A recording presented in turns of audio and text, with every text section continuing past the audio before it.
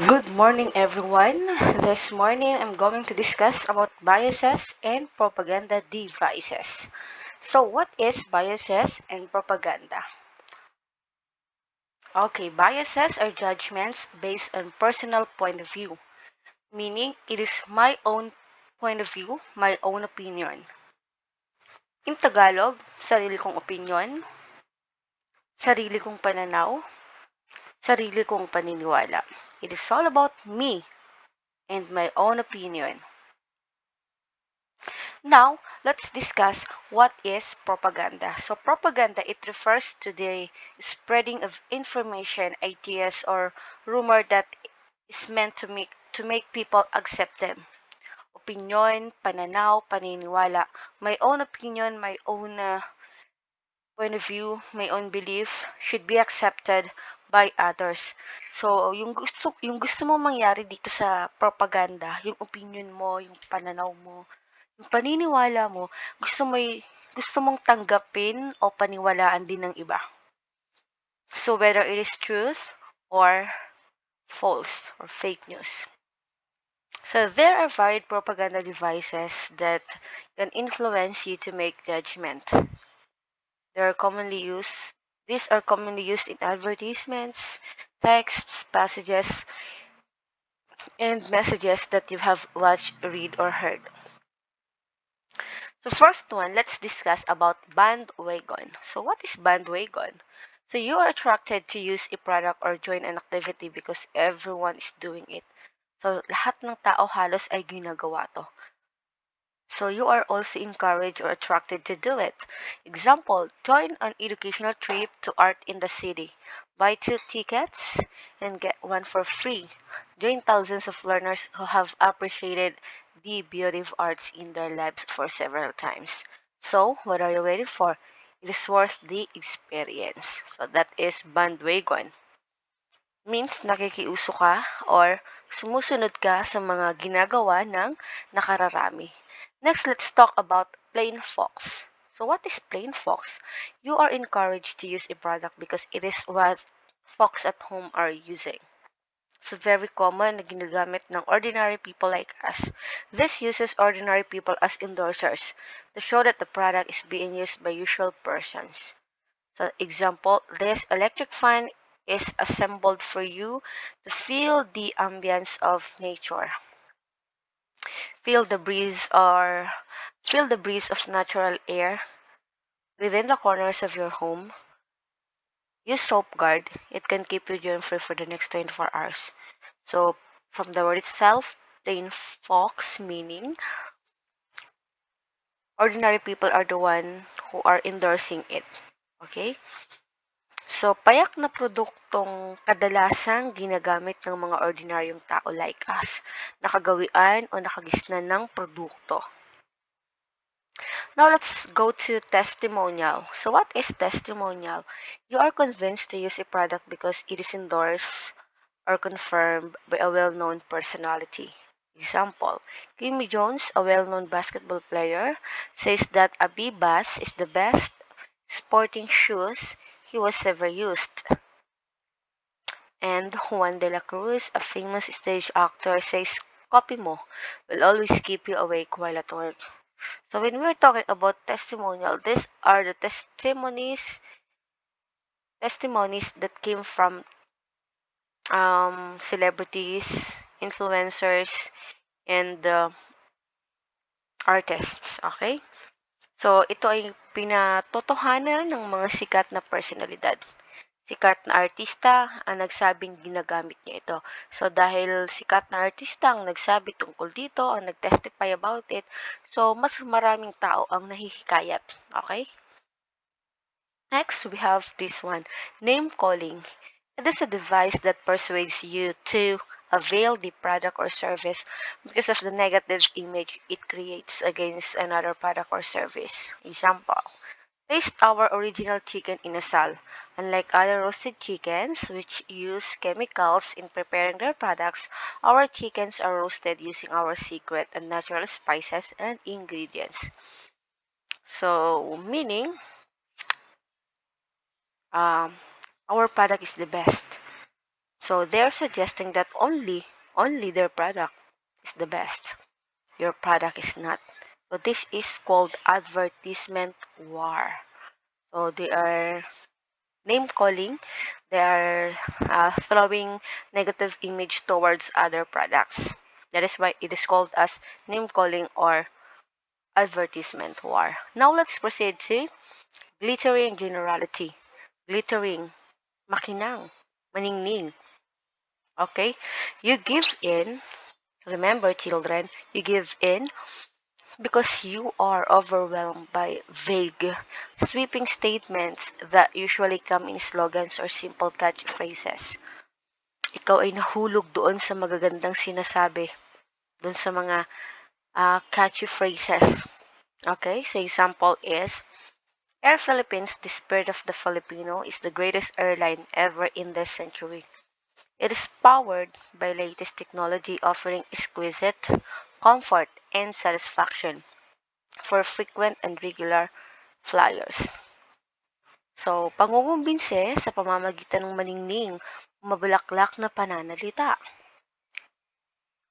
Maganda at nakasisilaw ng mga pahayag mula sa sikat na personalidad. Halimbawa, sa isang commercial ni James Reid before, ipinakikita niya doon na when you are using this certain product, kahit sa anumang sitwasyon, kapag ginamit mo ang produkto na yon, ikaw ay gagwapo kagaya niya sa lahat ng pagkakataon.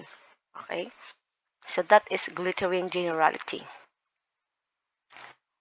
Next, we have technical jargon.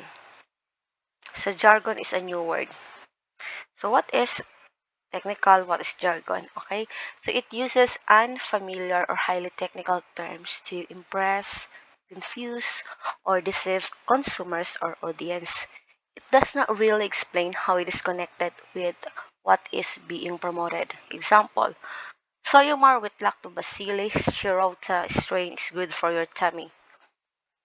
So, we don't know what is lactobacillus shirota, right? So, hindi natin alam yon.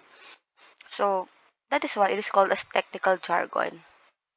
Mga salitang hindi natin kilala. So, parang mga alien words. Mga hindi pangkaraniwang salita.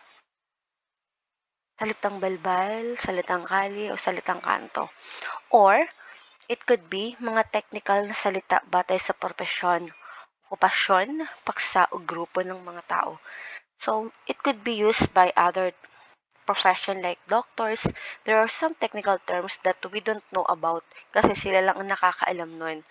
And there are also other professions that uses those kind of dialect languages because it is familiar to them but not to us. So that is why it is called as technical jargon. Okay? So those are unfamiliar or highly technical terms. Next, we have appeal to fear. So appeal to fear, it scares or frightens consumers so that they will either patronize or avoid the product or service. Example, cigarette smoking is dangerous to your health. It may result in cancer and other respiratory illnesses. So patronizing, there are some product that when we see it, it might create scare to us, or it might scare us to death, something like that. So say for example COVID-19. So even though we are not using before this one, the one that you see on the monitor, this mask, but because this is very important because of this COVID-19 pandemic, we are patronizing it. Okay? So, why? Because it scares us. Tatakot tayo na baka tayo magkaroon ng sakit na COVID. Okay? And then we have product that when we see it, we wanted to avoid it. Like this one. Smoking is dangerous to your health. So, we are avoiding it because the effect would be the following: mouth cancer, lung cancer. Smoking causes impotence and gangrene. So, ang dami niyang bagay na sinasabi why we need to avoid this product. So it frightens or it scares us. Next, we have powerful words. So words are really very powerful, okay? So we can use word. So there are words that being used in a pleasant way or in a hideous way. So what is the main purpose of it? Either lure or drive people away from something. Okay, example, shampoo commercials saying soft, silky, shiny hair. So this one is the to lure people to use that kind of product. So it convinces the audience to patronize the products. So words could be encouraging and it could be discouraging. So when we are saying words or when we are throwing words for advertisement, we need to be very careful of it. Okay, children, always remember propaganda is not only used in print or broadcast media, but also in any professional engagement with the purpose of convincing the audience to believe in their views, like political rally and direct selling of products. So that is propaganda. It convinced the audience to believe their views para sumama ka sa kanila, makiisa ka sa kanila, ikaw ay makikibaka. At kapag namang product, para maengganyo ka na bumili ng product na yon, okay? Or mag-resale ng product na yon, okay? So for this week, we have 5 learning tasks. Learning task 1, 2, 3, 4, and 5. So for learning task 1, you need to pretend to be an endorser. So magpapanggap ka na ikaw ay isang endorser. So for example, you are a celebrity or a YouTube influencer, YouTube sensation influencer like that. So in 3 to 5 sentences, how would you promote or endorse the roasted chicken product below? So you need to highlight the keywords that you will use to persuade your target audience. Write your answers in your English notebook. Next, for the learning task 2, identify what is referred to by each statement below. Choose from the words listed in the box. Write your answers in your notebook. You need to choose the words from the words listed in the box like technical jargon, powerful words, appeal to fear, name calling, and bandwagon. So for number 1, this uses unfamiliar or highly technical terms to impress, confuse, or deceive consumers or audience. So the answer is technical jargon. Okay? For number 2, it scares or frightens consumers so that they will either patronize or avoid a product or service. You are persuaded to use a product or join an activity because everyone is doing it. That is for number 3. And for number 4, it uses either pleasant or hideous sounds to either lure or drive people away from something. And number 5, this persuades you to avail the product or service because of the reverse idea you heard about persons or things. Next, for learning task 3, you need to identify the type of propaganda device used or shown in each sample below. Write your answers in your notebook. So may pagpipilian po kayo sa baba. Those are bandwagon, plain folks, testimonial, name calling, glittering, generality, technical jargon, appeal to fear, and powerful words. So for example, number 1, this vitamin will truly make you healthy, fit, and strong. Once you take this daily, you will experience unexplainable energy. So what are you waiting for? Buy now and take it. So an example of what kind of propaganda device being used in that. So pili lang po kayo dun sa baba. Next, for the continuation, again, ito po yung pagpipilian. Famous actor says, "For my family, I always give the best tasting chicken."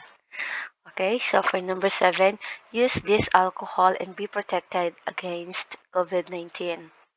Okay, so for learning task 4, match the balloons stating the different propaganda devices with their samples in the boxes below. Write the letters of your answers in your notebook. So, there are balloons besides the this one. So, bandwagon, technical jargon, testimonial, powerful words, and name calling. Those are different propagandas. Now, you're going to choose between the following A, B, C, D, and E, the correct statement about the different propagandas. Say, for example, this shampoo will give you soft, silky, shiny, and well-nourished hair in just a week of continuous use. So that one is powerful words. So only the letter of the correct answer. Next, for learning task 5, the statements below deal with Mobile Legends. L, your favorite game, children. Okay, write a check mark if the statement uses testimonial as a propaganda device, and then X if the statement does not.